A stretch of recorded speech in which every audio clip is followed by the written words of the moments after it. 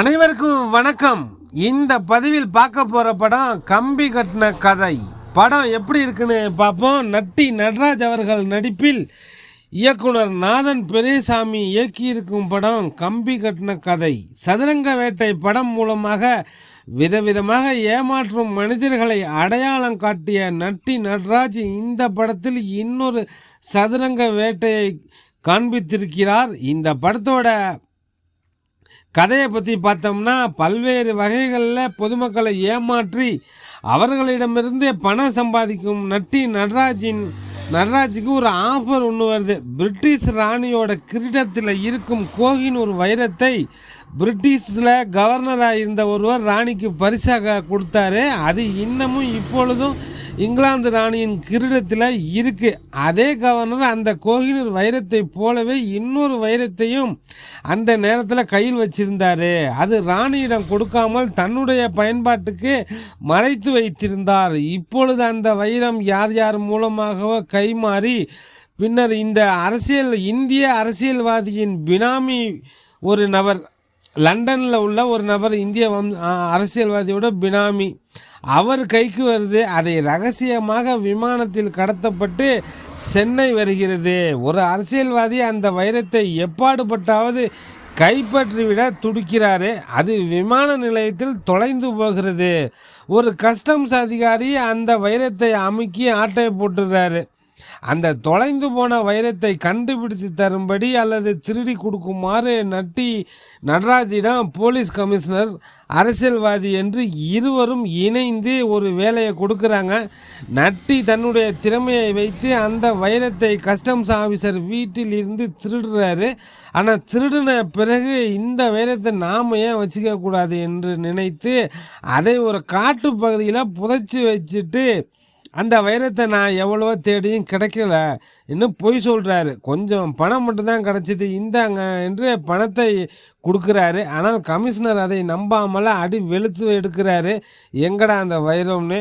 எவ்வளவு அடித்தாலும் நட்டி உண்மையை சொல்லலை. நட்டி மீது வழக்கு பதிவு செய்து சிறையில் அடைக்கிறாரு. சிறிது காலம் கழித்து சிறையில் இருந்து வெளியில் வரும் நட்டி நடராஜ் அந்த வைரத்தை தேடி ஓடி வர்றாரு. வைரத்தை புதைச்ச இடத்துல தூங்கும் துறவி கோவில் என்ற பெயரில் ஒரு கோவில் இருக்குது. அதை பார்த்து அதிர்ச்சி ஆகிறாரு நட்டி.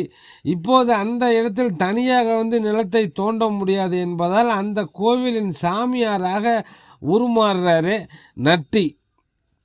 இவருக்கு துணையாக சிங்கம் புலியும் இருக்க ஏதாவது ஒரு சந்தர்ப்பத்தில் அந்த நிலத்தை தோண்டி வைரத்தை எடுக்கலாம் என்று கனவு காண்கிறார் நட்டி நடராஜ். வைரத்தை புதைத்த இடத்தில் இப்போது ஆசிரமத்தின் முக்கிய சிலை இருப்பதை அறிந்து சாமியார் நட்டி நடராஜ் ஒரு நள்ளிரவில் அந்த கருவறையை உடைத்து தோண்டி பார்க்க புதைத்த வைரம் கிடைச்சதா இல்லையா, அந்த வைரம் கடைசியாக சிக்கியதா, நட்டி நடராஜின் நிலை என்ன என்பதுதான் இந்த படத்தோட மீதி கதை.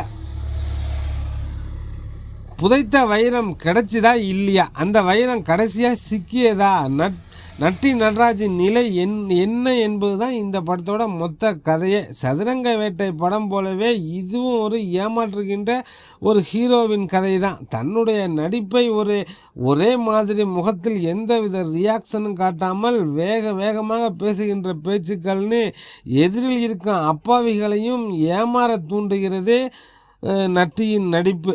ஒருவரிடமிருந்து கொள்ளையடிக்க வேண்டும் என்று நினைத்தால் அவனது ஆசையை தூண்டிவிட வேண்டும் என்பதுதான் சதுரங்க வேட்டையின் மையக்கரு. அதையே மையமாக வைத்து பைசா காசு ஒரு ரூபா பைசா காசு செலவில்லாமல் வெளிநாட்டிற்கு அனுப்பி வைக்கிறோம், நீங்கள் 4வது மாதம் சம்பளத்தை கொடுத்தா போதும் என்று சொல்லி பணத்தை சுருட்டும் நட்டி நடராஜ் அதற்காக மெடிக்கல் பாலிசியையும் பயன்படுத்துவது ஒரு சுவையான திரைக்கதை தான்.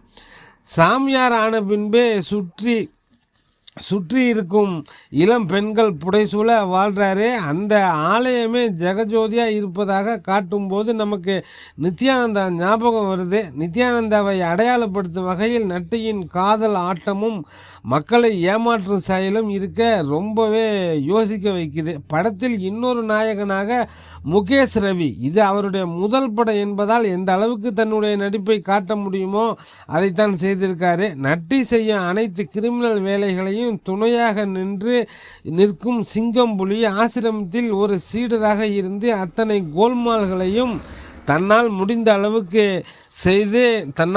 அளவுக்கு நம்மளை சிரிக்க வைக்கிறாரு. நட்டிக்கு வைரம் கிடச்சிதா இல்லையா அப்படிங்கிறது தான் இந்த படத்தோட மெயின் கதையை. எம்எல்எம் சீட்டிங்கு, ஏமாற்று சாமியார் என்று யார் வந்தாலும் மக்கள் நம்புவது. பேச்சு திறமை உள்ள ஓர் அயோக்கியன் எந்த சூழலிலும் தான் எப்படி மாட்டிக்கொள்ளாமல் தப்பிக்கிறான். அரசியல்வாதி, சாமியார் உறவு, சாமியாரின் லீலைகள் என்று படத்தின் அடிப்படை விஷயங்கள் சுவாரஸ்யமாக தான் இருக்குது. சதுரங்கை வேட்டையை ஞாபகப்படுத்துது இந்த படம். ஹீரோ வில்லன் அதே நட்டி நடராஜ் என்பதால் சதுரங்க வேட்டையில் சாதாரணமாக நடிச்சிருக்கும் நட்டி இந்த கம்பி கட்டுனதில் பிரமாதமாக அட்டகாசமாக நடிச்சிருக்காரு. சதுரங்க வேட்டை படம் 11 வருஷம் ஆகுது. அதே மாதிரி ஒரு கதையை படமாக்கும் போது அதை விட பிரமாதமான திரைக்கதை எழுதியிருக்கணும்.